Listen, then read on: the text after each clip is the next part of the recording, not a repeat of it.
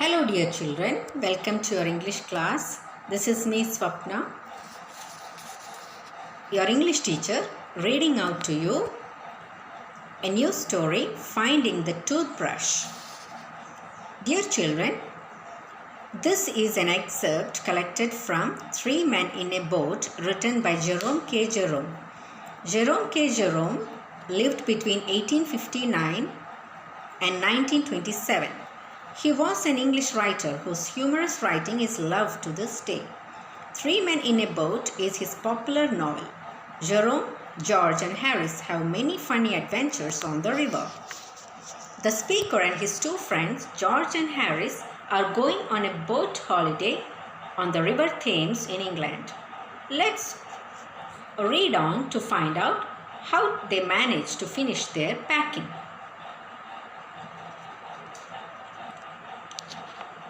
Jerome, the narrator, was very proud of his ability to pack anything.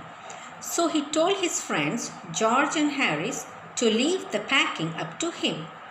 To his surprise, they readily agreed to his suggestion. This was not what Jerome intended, however. His idea was to instruct George and Harris to do the work while he supervised them. Jerome was irritated, but he decided to start packing. It took him longer than anticipated, but he finally managed to pack everything. However, just when he was closing the last bag, Harris asked him if he had packed in the boots. "Aren't you going to put the boots in?" Harris said. Jerome was annoyed.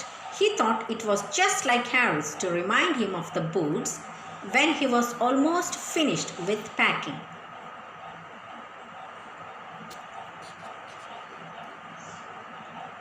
Of course, he had to open the bag and pack the boots inside it. It was then that he remembered his toothbrush. His toothbrush gave him trouble every time he traveled somewhere. He would pack it in the night before and unpack it in the morning to use it. Then he would forget to replace it and would have to rush at the last moment to get his toothbrush and run to the station.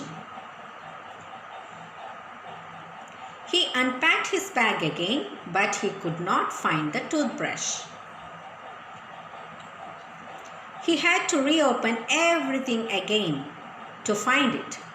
And finally, when he found it, it was inside a boot. Poor Jerome had to repack everything once again.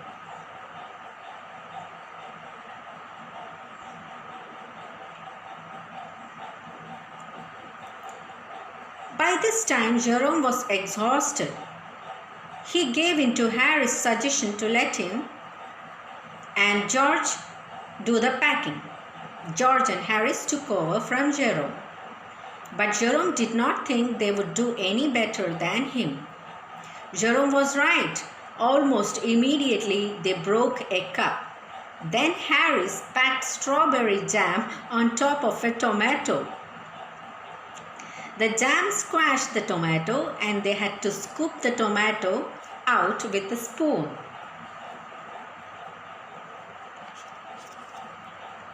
They were so nervous that they packed the pies at the bottom and the heavy things on top. The pies were completely smashed. Then they started packing the butter.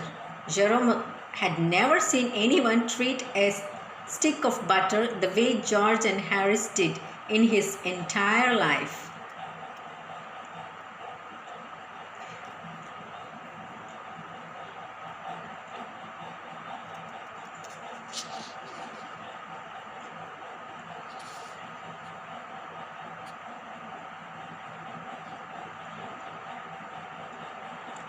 He and Harris had to scrape it out of his slipper. Then they tried to put it in a kettle, but that did not work.